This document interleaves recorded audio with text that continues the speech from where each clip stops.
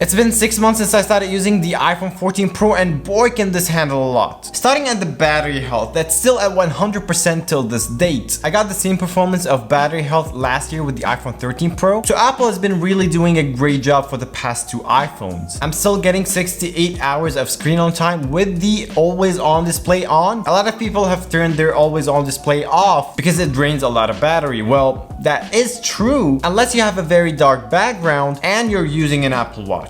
Let me explain. The iPhone knows whether it's in a pocket or if you are nearby it or not. Of course, it knows if it's in a pocket by the sensors, but it knows if you're nearby by the Apple Watch. So as long as I'm next to it, the always on display will be turned on. But as soon as I leave the room, it'll turn it off, which is great for privacy first, and second, great for battery. So for me, it wasn't that big of an issue. But even if it drains the battery a little bit, I've been waiting for an always on display on the iPhone for so long that I can't turn it off. I can see all the information in a glance. I have my watch, battery, an alarm, the weather, the date, the time, and of course we can see the notifications, and if I am ordering something, I can see the update of that order on the lock screen and the always on display. Some people complain that it's too bright for an always on display, and for that I say you can use a dark wallpaper like the one I have over here, which I made. You can find it on Twitter, link down below. Now, speaking of the display, that new dynamic island is a bit controversial. Some people like it, some people hate it. Honestly, it's better than a notch for me. From a certain angle, you can see the actual cutouts, which is the pill shape and the circular shape, but you only see it when you look for it. Other than that, it's been really nice to have. My experience with it so far has been really fun with the calls, for example, and the sound waves,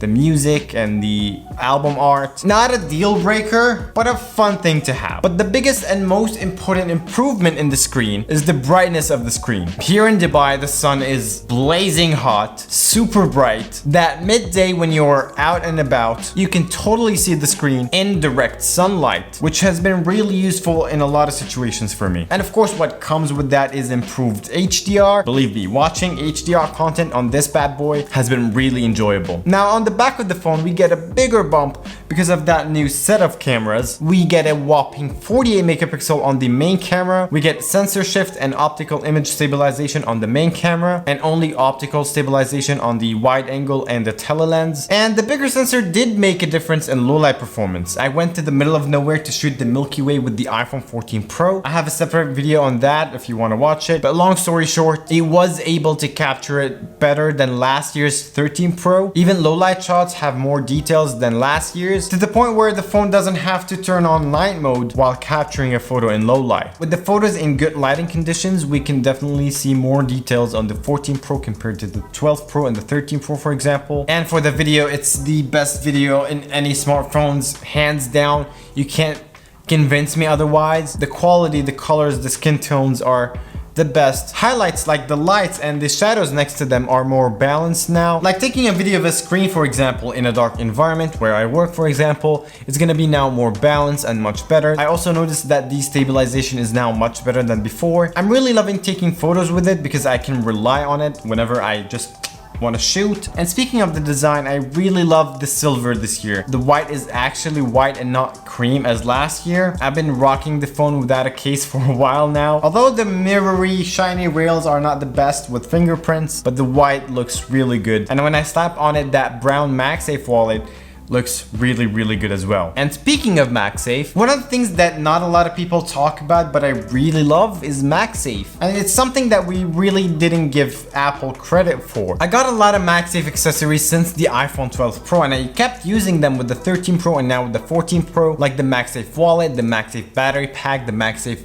wireless charger, and they're very useful and very fun to use. The snapping magnets on top of each other, the clicks. Now, who's this iPhone for? It's for all the Android users that have been wanting to move to iOS for so long, but something have kept them away, like always on display, battery life. This one is a full package. More zoom, more pixels, great cameras, great videos, great photos, great display, very bright display actually, great speakers, the best in any smartphone in my opinion. And it comes in this boxy shape. I'm not trying to convince you to get this. If you have the S23, if you have the S22, it's a great phone. I'm just saying that if you've been wanting to get an iPhone, this is a really good deal. If you have a 13 Pro, of course, don't get the 14 Pro. It's almost exactly the same. Slightly better camera, slightly better screen. If you have the 12, also not a lot have been improved. It's a great start in the iOS world, and it's a great upgrade from the iPhone 11 and below. Other than that, don't get this. That's been it. Thank you for watching. See you in the next one.